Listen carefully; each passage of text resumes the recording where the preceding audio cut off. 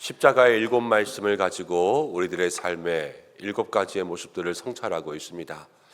그리고 마지막 십자가에서 예수님 작은 음성이지만 우리를 위해서 마지막 힘을 다해 남기신 그 음성을 통해서 우리가 이 시대에 예수님을 따라가는 참 제자로서 어떠한 믿음의 삶을 살아갈까 새벽마다 묵상하고 있습니다. 고난주간이 점점 지나갈수록 주님의 십자가 아래에서 주님의 음성을 들을 수 있는, 집중할 수 있는 믿음의 시간들이 되시기를 바랍니다. 예수님은 십자가 위에서 어머니를 바라보셨습니다. 보라 내 어머니라, 그리고 보소서 아들이라, 이렇게 사랑하는 제자와 어머니에게 말씀하십니다. 예수님 십자가 위에 계시면서 마지막 그 일곱 마디의 말씀 가운데 어머니를 말씀하셨습니다. 예수님의 눈에 가장 마음 아프게 다가온 사람이 있지 않았을까 하는 묵상이 되었습니다. 바로 예수님의 어머니 마리아를 향해서 말이지요. 여러분, 마리아의 인생을 우리가 알지 않습니까? 그런데 마리아의 인생을 여러분들 곰곰이 묵상해 보셨습니까? 십자가 위에서 피를 흘리면서 죽어가는 아들을 바라보는 그 심정, 미켈란젤로의 최고의 작품이 피에타라 그러죠. 그런데 십자가에서 못 박혀 죽임당한 그 축 늘어져 죽은 아들을 품에 안고 있는 그 어머니의 그 모습을 조각해 놓은 것이 피에타인데, 그 어머니가 아들을 안고 아들을 바라보고 있을 그 심정이 어땠을까 하는 것들을 생각해 보면 누구도 이해할 수 없고 누구도 표현할 수 없을 것입니다. 어쩌면 이 가운데도 먼저 자녀분들을 하나님께로 보내드린 그런 사람들도 있을지 모르겠습니다. 아마 그분들은 아시겠죠. 그런데 그렇게 예수님이 이 세상에서 가장 끔찍한 모습으로 죽어가는 그 아들을 바라보는 어머니, 한순간도 눈을 뗄 수 없지만 또 안 볼 수도 없는 그러한 고통스러운 상황 가운데 있는 그 어머니를 향하여서 지금 예수님은 말씀하십니다. 마리아는요, 예수님을 낳았을 때부터 성령으로 잉태되어서 예수님을 임신했습니다. 사람들이 믿을 수가 없었습니다. 성령께서 저를 잉태하셨지만 사실 그 남편도 또 마리아도 누구에게도 상관없이 하나님께서 일방적으로 저에게 다가오셨습니다. 당시 유대의 문헌을 보면 예수님을 판데라의 아들이라고 비난했습니다. 판데라라는 것은 뭐냐면 당시 로마 시대잖아요. 이 로마의 군인들 가운데는 게르만 지역에서 온 용병들이 있었는데 그 용병의 아들이라는 거예요. 그럼 이 마리아를 어떻게 보면 어떤 의미에선 뭐 위안부처럼 취급하고 또 이 마리아를 이제 부정하고 음란한 관계에 있는 것처럼 믿지 못하는 사람들이 그렇게 취급했습니다. 인간적으로 아버지가 누군지도 알 수 없게 태어난 아들이 있다라는 거죠. 그러나 마리아는 주의 여종이오니 주여 말씀대로 이루어지게 하소서, 이 믿음으로 그 일들을 감당했지만 이 믿음의 대가는 힘들고 어려운 그러한 모든 일들을, 모든 스캔들을 다 짊어지고 살아야 됐습니다. 자식을 낳았습니다. 자식을 낳으면서도요, 자식을 키울 때 마음 아프지 않은 부모가 어디 있겠느냐마는 예수님을 낳고 성전에서 시므온을 만났을 때 시므온이 그랬습니다. 칼이 앞으로 네 마음을 찌르는 듯하리라. 이 마리아의 마음속에는 자식 키우면서 날마다 칼이 찌르는 듯했습니다. 가나의 혼인잔치, 요한복음 아시죠? 가나의 혼인잔치에서 어머니가 예수님에게 이걸 좀 어떻게 해봐라, 이것 좀 어떻게 도와주면 안 되겠냐, 이렇게 이야기했을 때도 예수님은 이렇게 이야기합니다. 여자여, 당신과 무슨 상관이 있습니까? 아직 나의 때가 이르지 아니했습니다. 이게 아들이 하는 말이었습니다. 한 번은 사람들이 예수님이 귀신 들렸다 그랬습니다. 예수님이 기적을 일으킬 때 사람들이 귀신의 왕 바알세붑이 저에게 들렸다, 이렇게 이야기한 적이 있잖아요. 사람들이 예수님에게 귀신 들렸다 그런 거예요. 어머니가 걱정돼서 찾아갔습니다. 예수님, 사람들이 너무 많이 있어서 예수님께 가까이 가지도 못하고 멀리서 예수님을 바라보면서 괜찮냐? 이렇게 물어보았을 것입니다. 근데 그때 예수님 뭐라 그러냐면요. 누가 내 어머니냐? 누가 내 형제냐? 아버지의 뜻대로 행하는 사람이 내 어머니요 내 형제다. 이렇게 말씀하시면서 그 어머니는 전혀 상관없는 사람처럼 매몰차게 대해버리고 말았습니다. 어머니 입장에서는 정말 귀신 들린 줄 알았을 거예요. 근데 그런 아들을 보고 뒤돌아서서 와야 됐죠. 가까이서 보지도 못하고 내가 낳은 내 아들인데, 그런데 내 아들이 아닌 것처럼 살아가는 거예요. 물론 예수님께는 사명이 있는 것도 마리아는 알았을 겁니다. 근데 대의를 위해서 희생해야 되는 게 너무 많이 있었어요. 이 대의를 위해서 자기를 희생하는데 마리아 자신을 희생했던 거죠. 여러분, 마리아는 그런 삶을 살았습니다. 십자가의 대의를 위해서, 예수님의 대의를 위해서 마리아는 아들에게 어머니로서의 그러한 대접을 못하고 늘 멀리서 아들을 바라봐야 되는 그러한 삶을 살았던 것이죠.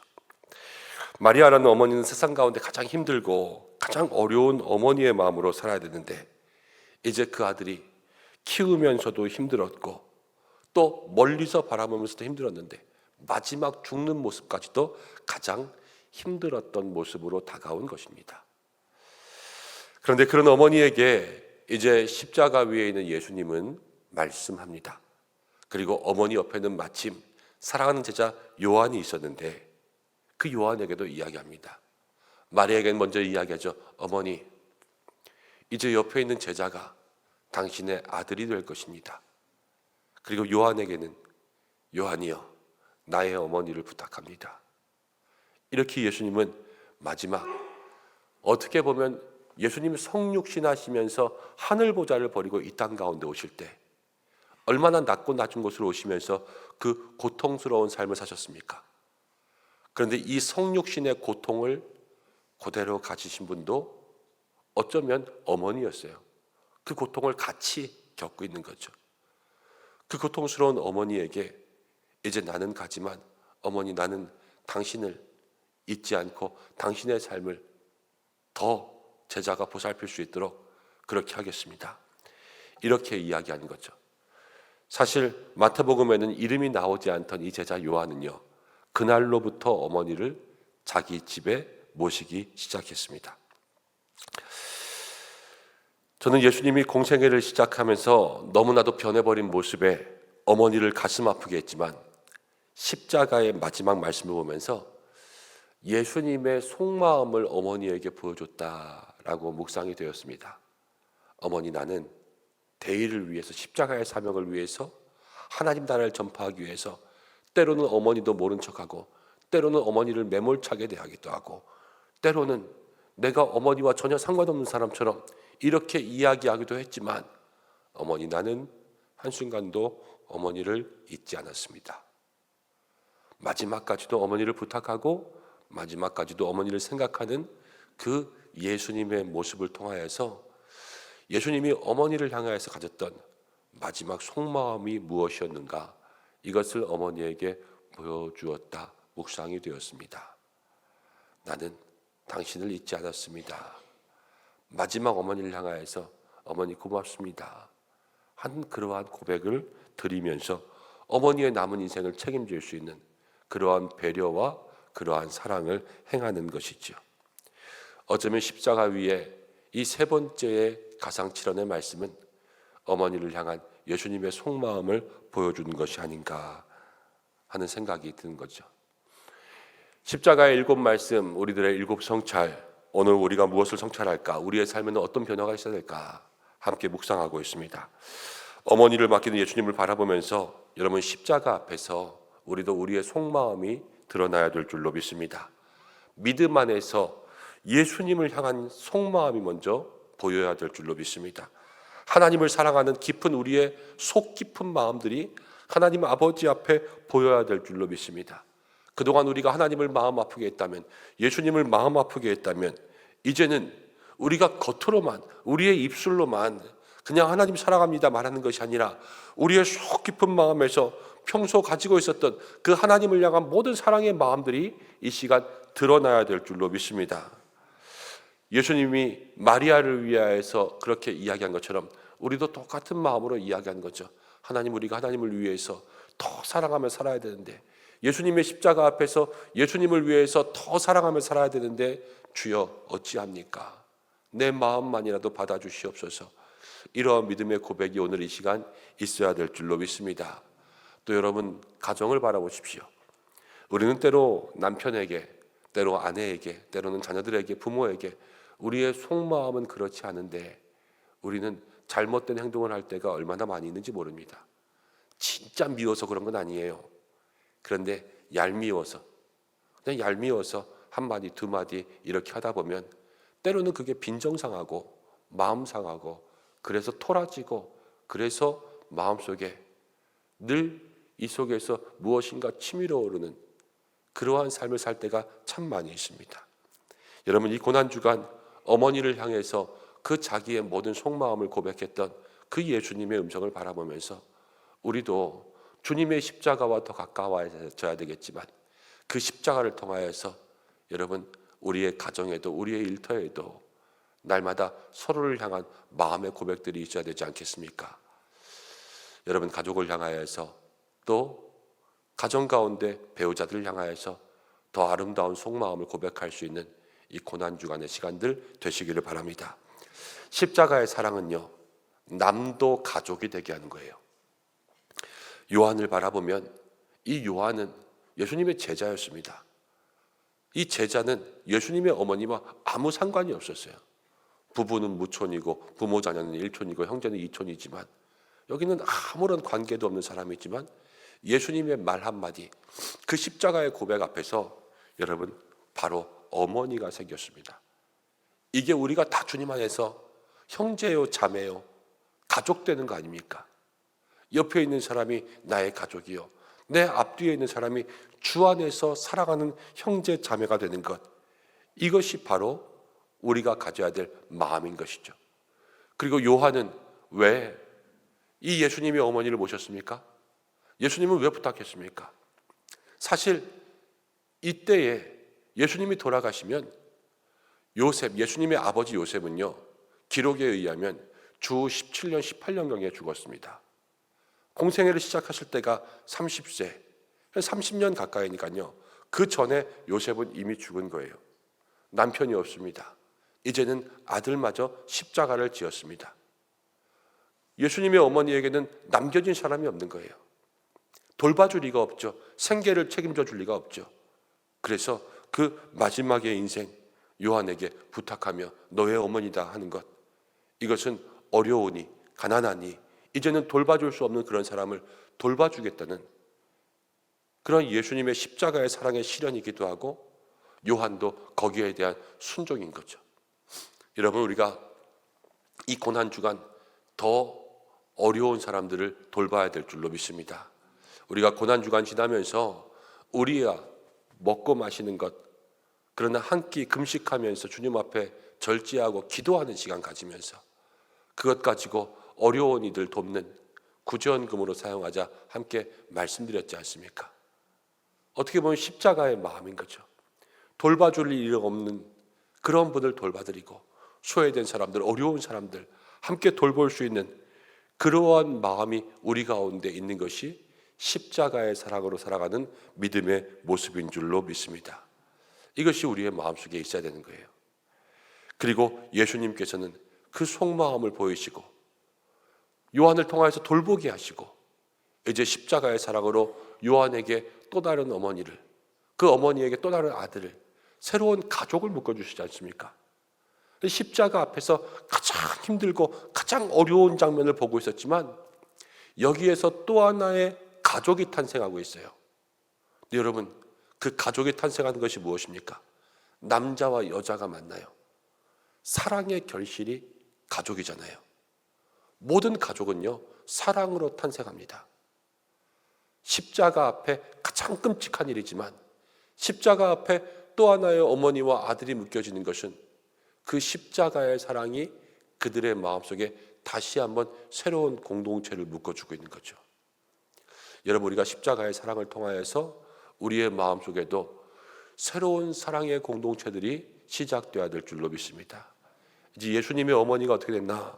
사도행전 1장 14절에는 이런 말씀이 나옵니다.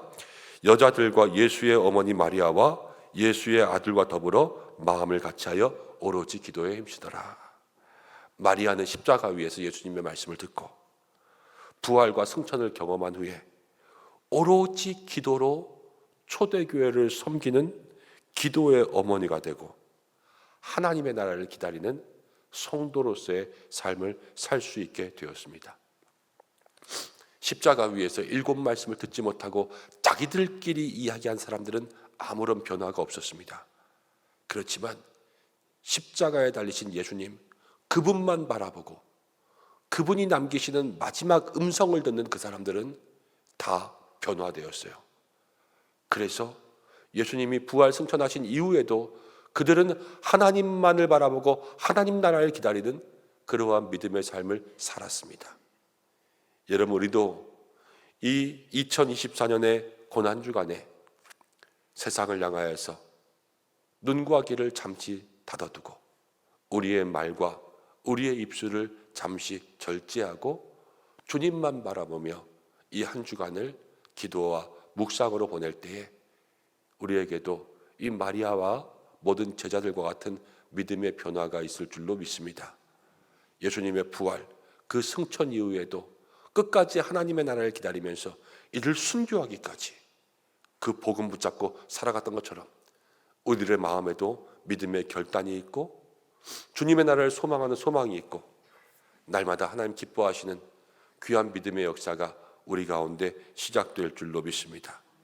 끔찍한 십자가, 그렇지만 그 십자가의 사랑이 다시 한번 그 아래에서 아름다운 만남을 이어준 것처럼 여러분, 우리가 오늘 예수님처럼 우리의 마음에 깊은 속마음을 먼저는 주님께, 그리고 여러분 사랑하는 이들에게, 상처 주었던 많은 사람들에게 고백할 수 있는 십자가 사랑의 용기를 가지시고, 특별히 예수님께서 마리아를 부탁한 것처럼 여러분들이 이제 살아가는 제자가 되어서 여러분 주변에 어려우니, 소외되니, 홀로 남으니, 아무도 돌봐줄 수 없는 사람들을 여러분들이 이 한 주간 앞으로도 많은 기도와 관심으로 돌보아주는 제자가 되시고, 우리 은성교회가 십자가의 가족입니다. 날마다 모든 가족들, 모든 성도들을 마음 가운데 품으며 살 수 있는 믿음의 삶이 될 때 오늘의 이 믿음의 성찰이 우리의 삶에 더 아름다운 십자가의 사랑으로 영원히 하나님 앞에 기억될 줄로 믿습니다.